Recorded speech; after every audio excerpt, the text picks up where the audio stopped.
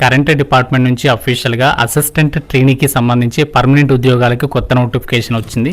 60,000కి పైగానే starting salary ఉంటుంది. ఎటువంటి ఎక్స్పీరియన్స్ లేకుండా ఈ జాబ్స్కి మనం అప్లికేషన్స్ పెట్టుకోవచ్చు. ఆన్లైన్ విధానంలోనే అప్లై చేయాలి. Andhra, Telangana male and female candidates అందరూ కూడా ఎలిజిబుల్. ఈ వీడియోలో గైస్ యొక్క వీడియో స్టార్ట్ చేసే ముందు ప్రతి ఒక్కరు కూడా కామెంట్ చేయండి, మీరు ఎలాంటి జాబ్స్ కోసం చూస్తున్నారు, ఏ డిపార్ట్మెంట్లో జాబ్స్ కోసం చూస్తున్నారు. వీడియోని లైక్ చేసి కామెంట్ రూపంలో తెలపండి. మీ యొక్క కామెంట్ని పిక్ చేసుకొని నెక్స్ట్ వీడియో అయితే చేస్తాను. ఈ జాబ్స్కి సంబంధించి ఎవరు అప్లికేషన్స్ పెట్టుకోవచ్చు అంటే ప్రజెంట్ ఇప్పుడు రిలీజ్ అయినటువంటి ఈ ఉద్యోగాలకి మీరు ఇండియన్ నేషనల్ అయితే సరిపోతుంది. ఎవరైనా సరే అప్లికేషన్స్ పెట్టుకోవచ్చు.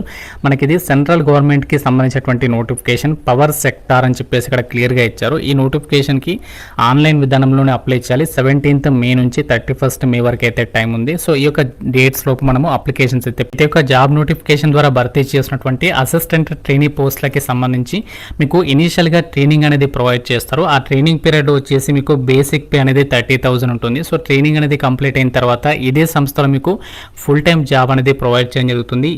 ఈ గ్రేడ్ హోదాలో మీకు యొక్క బేసిక్ పేతో పాటు చాలా అలవెన్సెస్ ఉంటాయి. అవన్నీ కలుపుకుంటే 60,000కి పైగానే సాలరీ వస్తుంది. మనకి బేసిక్ పే అనేది 30,000 నుంచి 1,20,000 వరకు అయితే ఉంటుంది. సో దాంతోపాటు సెంట్రల్ గవర్నమెంట్కి సంబంధించి ప్రజెంట్ డిఏ అనేది 53% ఉంది. అలాగే హౌస్ రెంట్ అలవెన్సెస్ ఇస్తారు, లేకపోతే క్వార్టర్స్ ఇస్తారు, అలాగే ట్రావెలింగ్ అలవెన్సెస్ ఉంటాయి. సో ఈ విధంగా చాలా రకాల సెంట్రల్ గవర్నమెంట్ ఎంప్లాయీస్కి వర్తించేటువంటి అలవెన్సెస్ అన్ని కూడా మీకు పే చేయడం అయితే జరుగుతుంది. ఇక్కడ మనకి వేకెన్సీస్ వచ్చేసి టోటల్గా 30 వేకెన్సీస్ని రిక్రూట్మెంట్ చేస్తున్నారు. ఇక్కడ జనరల్ కేటగిరీ యూఆర్ అంటే జనరల్ అన్నమాట. సో ఇక్కడ 15 ఉన్నాయి. అలాగే ఈడబ్ల్యూఎస్, ఓబీసీ, ఎస్సీ, ఎస్టీ ప్రతి కేటగిరీకి సంబంధించి వేకెన్సీస్ ఉన్నాయి. కాబట్టి మీరు ఏ క్యాస్ట్ వాళ్ళైనా ఈ నోటిఫికేషన్కి అయితే అప్లై చేసుకోవచ్చు. ఇక్కడ పోస్ట్ నేమ్ ఇచ్చారు చూడండి.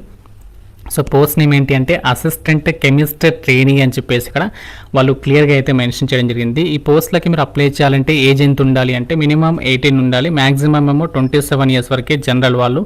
ఇన్ కేస్ మీరు ఓబీసీ వాళ్ళైతే +3 ఇయర్స్ యాడ్ చేసుకోండి. ఓబీసీ వాళ్ళు 30 ఇయర్స్ వరకు అప్లై చేసుకోవచ్చు. ఎస్సీ ఎస్టీ వాళ్ళు +5 ఇయర్స్ యాడ్ చేసుకోండి. ఏజ్ రిలాక్సేషన్స్ ఇవి రెండు కూడా. సో ఓబీసీ వాళ్ళేమో 30 ఇయర్స్, ఎస్సీ ఎస్టీ వాళ్ళేమో 32 ఇయర్స్ వరకు కూడా అప్లికేషన్ చేసుకోవడానికి ఛాన్స్ అనేది కల్పిస్తున్నారు. గవర్నమెంట్ ఆఫ్ రూల్స్ ప్రకారం మీకు ఇక్కడ ఏజ్ రిలాక్సేషన్స్ అయితే ప్రొవైడ్ చేయడం అయితే జరుగుతుంది. అయితే ఈ జాబ్స్కి సెలక్షన్ ప్రాసెస్ ఎలా ఉంటుందంటే all India based online selection test అనేది కండక్ట్ చేస్తున్నారు. చూడండి, సో మనకి ఓపెన్ మార్కెట్ విధానంలో రిక్రూట్మెంట్ జరుగుతుంది కాబట్టి అందరికీ కూడా సమాన అవకాశాలు ఉంటాయి. సో వాళ్ళకి వీళ్ళకి ఈ స్టేట్ వాళ్ళకి ప్రిఫరెన్స్ ఉంటుంది, వేరే వాళ్ళకి ఉండదు, అలాంటివి ఏమీ లేవు. అలాగే మధ్యవర్తులు ఇందులో ఎవరు ఉండరు. చాలా కంప్లీట్గా స్ట్రిక్ట్గా అయితే జరుగుతుంది సెలక్షన్ ప్రాసెస్ అంతా కూడా. సో మనకి all India based online selection test అనేది కండక్ట్ చేస్తున్నారు. సో ఇందులో టెస్ట్లో ఏంటి అంటే మీకు సబ్జెక్ట్ నాలెడ్జ్ టెస్ట్ ఉంటుంది, అలాగే ఎగ్జిక్యూటివ్ యాప్టిట్యూడ్ టెస్ట్ ఉంటుంది అనమాట. సో ఈ టాపిక్స్ మీద మీకు ఈ యొక్క ఎంసీక్యూ టైప్స్లోనే మనకి థియరీ కాదు, ఎంసీక్యూ అంటే ఆప్షన్స్ సెలెక్ట్ చేయడం ఉంటుంది కదా. సో అలాంటి మోడల్లోనే మనకి ఎగ్జామ్ అనేది కండక్ట్ అయితే చేయడం అనేది జరుగుతుంది. ఇక్కడ ఈ పోస్టులకి సంబంధించి ఏజ్ లిమిట్ అవన్నీ కూడా ఇచ్చారు. అలాగే అప్లికేషన్ ఫీజుకి సంబంధించినటువంటి డీటెయిల్స్ని కూడా మెన్షన్ చేశారు. ఇక్కడ ఫీ డీటెయిల్స్ని కూడా మీరు చెక్ చేసుకోవచ్చు.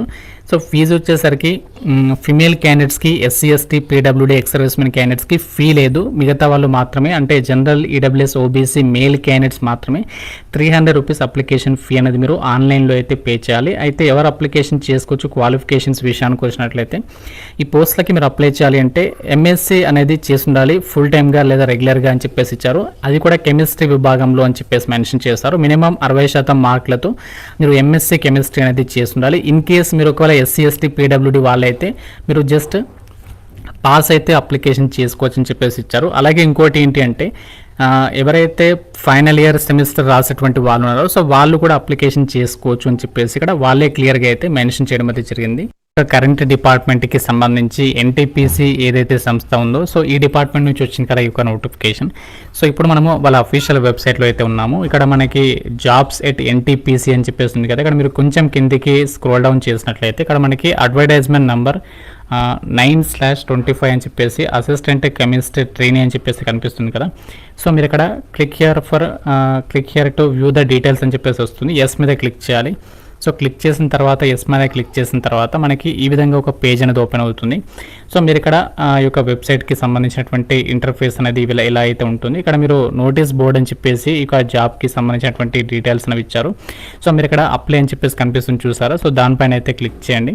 సో క్లిక్ చేసినట్లయితే మనకి క్యాండిడేట్ లాగిన్ అని చెప్పేసి అడుగుతుంది. ఫస్ట్ ఇందులో మనము రిజిస్ట్రేషన్ చేసుకోవాలి. సో రిజిస్ట్రేషన్ ఎలా చేసుకోవాలంటే ఇక్కడ మీకు పక్కన న్యూ యూజర్ ఆర్ రిజిస్టర్ అని చెప్పేసి ఉంది కదా, సో దీనిపైన క్లిక్ చేస్తే మీకు రిజిస్ట్రేషన్ ఫామ్ ఓపెన్ అవుతుంది. సో ఇందులో ఏంటి అంటే ఫస్ట్ మీ సాల్యుటేషన్, సో మీరు మిస్టర్ అయితే మిస్టర్ ఆ యొక్క సాల్యుటేషన్ సెలెక్ట్ చేసుకోండి. తర్వాత ఫస్ట్ నేమ్ ఇవ్వండి, తర్వాత లాస్ట్ నేమ్, తర్వాత కేటగిరీ అంటే మీ క్యాస్ట్, సో మీరు ఏ క్యాస్ట్ బీసీ వాళ్ళైతే ఓబీసీ ఆ విధంగా క్యాస్ట్ సెలెక్ట్ చేయండి. తర్వాత జెండర్, సో నెక్స్ట్ మీ యొక్క date of birth, sub category అయితే సబ్ కేటగిరీ కూడా మెన్షన్ చేయాలి. తర్వాత ఫాదర్ నేమ్, వాళ్ళ యొక్క ఆక్యుపేషన్ ఏంటి, మదర్ నేమ్, మదర్ ఆక్యుపేషన్ ఏంటి, తర్వాత నేషనాలిటీ.